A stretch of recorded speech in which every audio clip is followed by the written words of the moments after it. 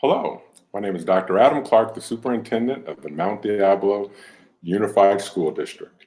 And today I'm going to read a book called Chrysanthemum.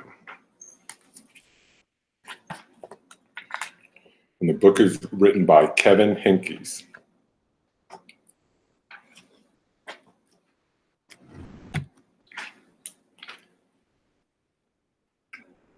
Today she was born. The day she was born was the happiest day in her parents' lives. She's perfect, said her mother. Absolutely, said her father. And she was. She was absolutely perfect. Her name must be everything she is, said her mother. Her name must be absolutely perfect, said her father. And it was. Chrysanthemum. Her parents named her Chrysanthemum. Chrysanthemum grew and grew and grew. And when she was old enough to appreciate it, Chrysanthemum loved her name. She loved the way it sounded when her mother woke up. She loved the way it sounded when her father called her for dinner. And she loved the way it sounded when she whispered it to herself in the bathroom mirror. Chrysanthemum, chrysanthemum, chrysanthemum. Chrysanthemum loved the way her name looked when it was written with ink on an envelope. She loved the way it looked when it was written with icing on her birthday cake. And she loved the way it looked when she wrote it herself with her fat orange crayon. Chrysanthemum, chrysanthemum, chrysanthemum. Chrysanthemum thought her name was absolutely perfect. And then she started school. On the first day, Chrysanthemum wore her sunniest dress and her brightest smile. She ran all the way. Hooray, said Chrysanthemum. School. But when Mrs. Chod took roll call, everyone giggled upon hearing Chrysanthemum's name. It's too long, said Joe. It scarcely fits on your name tag, said Rita, pointing. I'm named after my grandmother, said Victoria. You're named after a flower. Chrysanthemum wilted. She did not think her name was absolutely perfect. She thought it was absolutely dreadful. The rest of the day was not much better. During nap time, Victoria raised her hand and informed Miss Chod that Chrysanthemum's name was spelled with 13 letters. That's exactly half as many letters as there are in the entire alphabet, Victoria explained. Thank you for sharing that with us, Victoria, said Miss Chod. Now put your head down. If I had a name like yours, I'd change it, Victoria said, as the students lined up to go home. I wish I could, thought Chrysanthemum miserably. Welcome home, said her mother. Welcome home, said her father. School is no place for me, said Chrysanthemum. My name is too long. It scarcely fits on my name tag, and I'm named after a flower.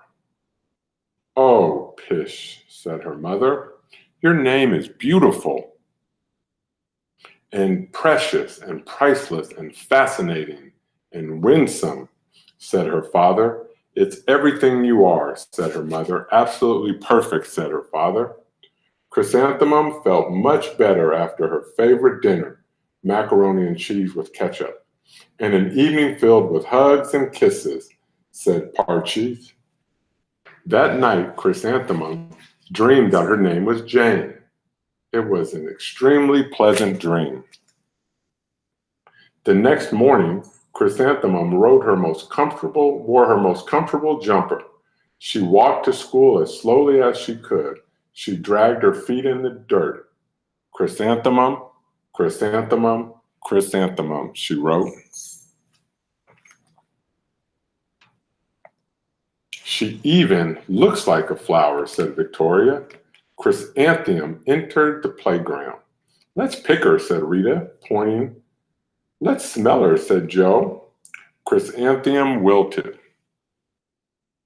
She did not think her name was absolutely perfect. She thought it was absolutely dreadful. The rest of the day was not much better.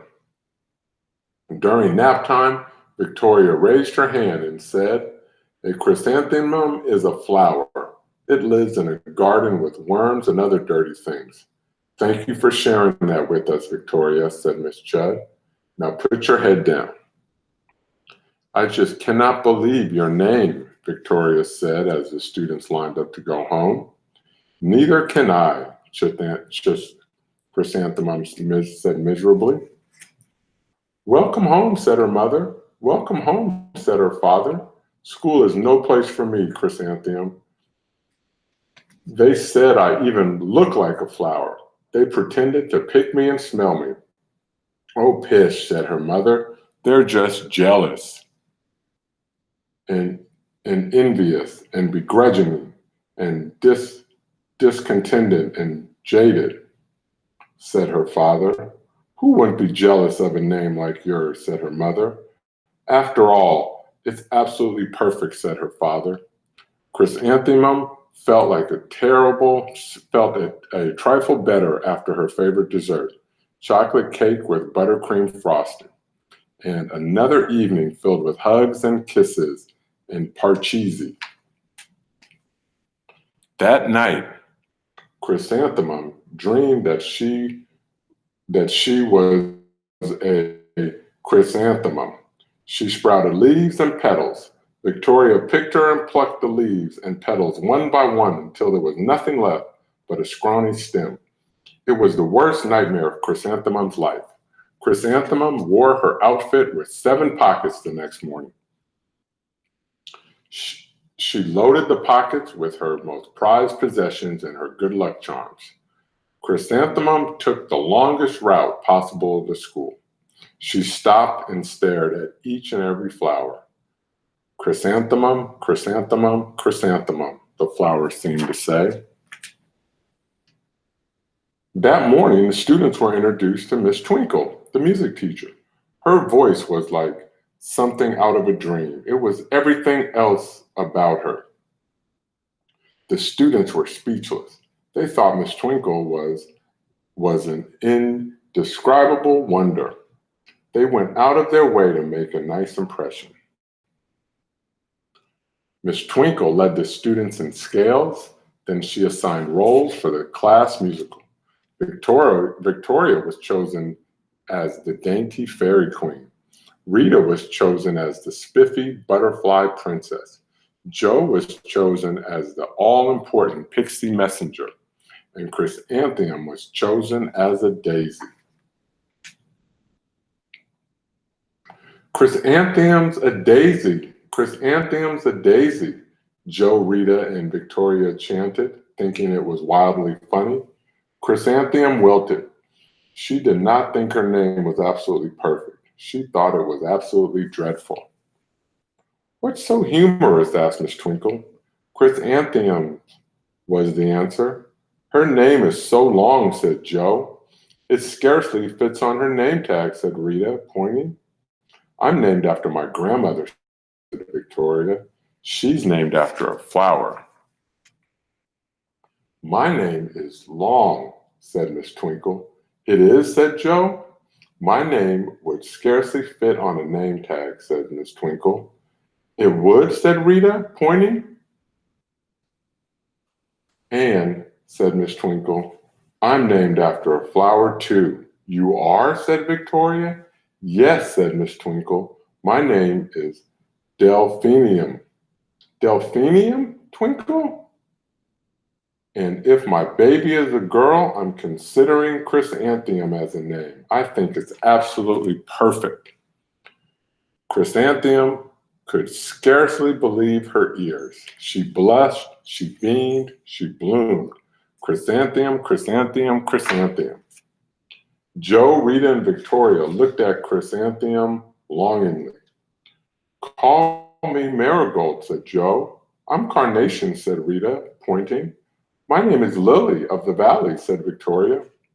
Chrysanthemum did not think her name was absolutely perfect.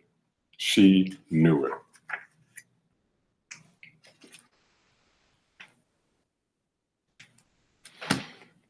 I hope you enjoyed the book, and I hope you all continue reading and doing all of your work.